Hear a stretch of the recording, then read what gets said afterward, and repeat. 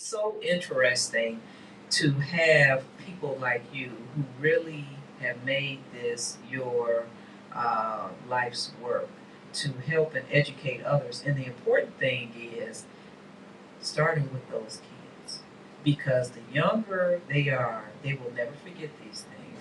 They will, how many of them will adopt a lifestyle off of this? And that's where you get change at. Because when the younger people have that energy to demand what they want, so how receptive are the children? What do they say when you're teaching them this stuff, though? So, it's very interesting. We watch a transformation occur. So in the beginning, you might hear comments like, well, I ain't no slave. Wow. Like when you try to get them to touch a shovel, Oh, wow. get in the garden, or, oh, I don't eat vegetables. I don't eat tomatoes. Those are gross, right? Well, what they're used to is, what is available. So if you go to a store and there's just a conventionally owned grown tomato that was shipped after being picked green so that it doesn't bruise upon trucking across the continent to get to your plate, that green tomato is gassed upon arrival at the grocery store to turn it red. That doesn't mean it has any nutrition or flavor. So this is the stuff people are used to. When they taste a vine-ripened tomato from our garden, and that burst of sweet, juicy deliciousness, that crunch of that carrot they grew themselves in the ground, that has a whole other meaning and a whole other taste. And so we get to watch transformation. Wow. We also do a lot around what else can food be used for. Yes, it's really good for your health, or bad depending on how you treat it. But what else can it be good for? You could sell food. Right. And Yep. make a living. Yeah. You can become an entrepreneur. Right. We have several kids before high school becoming entrepreneurs and starting their own businesses, incubating them through our programs and the farmers markets and things like that. At our gala coming up in a couple of weeks, a couple of our students will be giving a speech and talking about their journey. We hired one of our students to be a photographer at the gala. So it's all about demonstrating all the different possibilities, and that really the sky's the limit. You just have to be exposed to it. And sometimes, when these kids are coming from communities where it's just like, let's get through another day. Right. And sometimes you don't have that luxury of thinking about all these things you can do.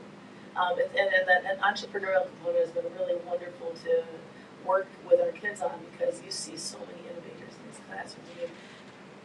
Poverty is not easy. Poverty can be very challenging, but poverty can also create innovation. Yeah. And these kids are just amazing at it, and they see their families constantly making ends meet, constantly hustling to do what they got to do. So they have that example. So let's just transform some of the approaches so they can break free from some of the generational stuff that's been shown to them. And I'll never forget one of my entrepreneurial programs. The first one I ever did a specific class just around entrepreneurship.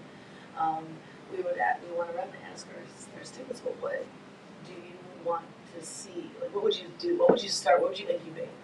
And I'll never forget when one of our girls, and she lives close to where our farm is in East Cleveland, she came up with the idea to make a bulletproof blanket. Wow. So her and her siblings can sleep safe at night. Wow. The gunshots. So that really impressed upon me, something I never forgot. It's a darn good idea, but man, the need for that is just horrifying to me.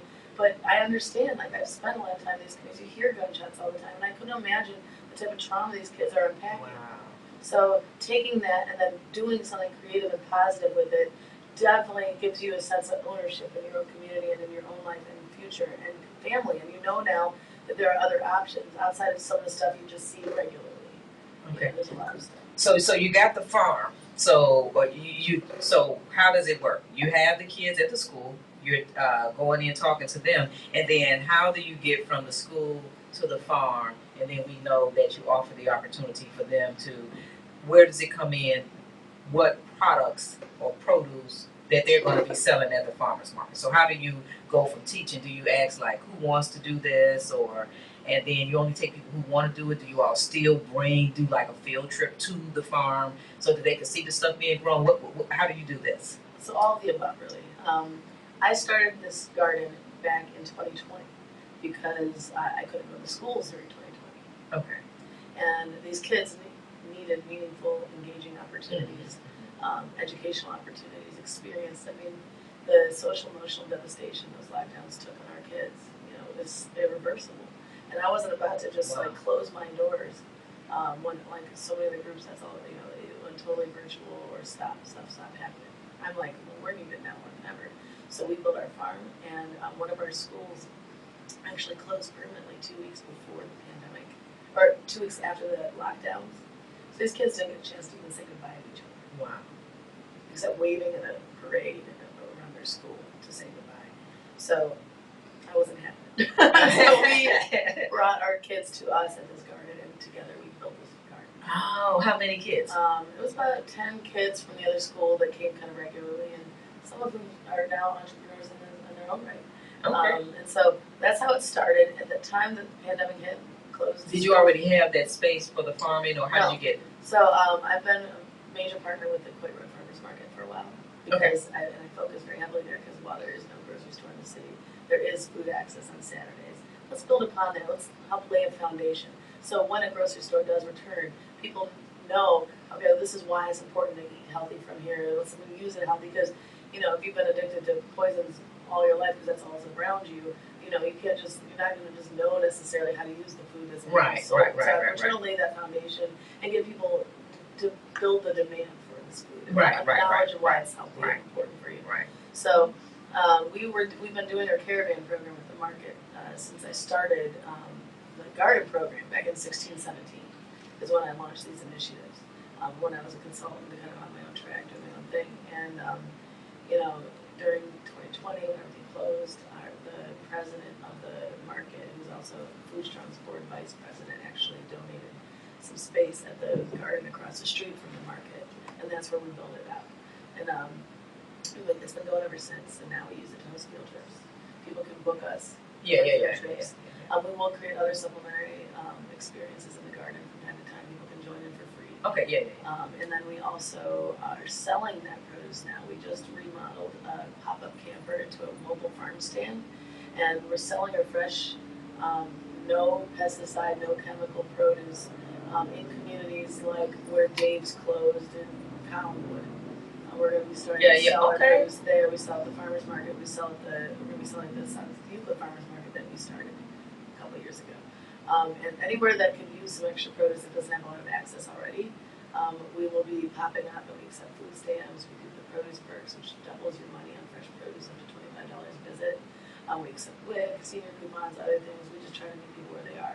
And we do still have the kitchen on this camper, so we can do regular cooking demonstrations and education throughout the process. So not only are we selling this for affordable, but we're also educating about how it's used properly.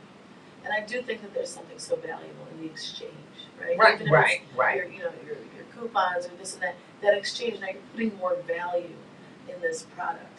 I do see a time and place for donations too. I think it's really important when you need to make ends meet. Everyone goes through emergency situations, but how do we take that emergency food and not have it be a lifestyle? Because people, we want to make sure we can teach how to fish instead of just give the fish. I think that's really important to have that balance of both.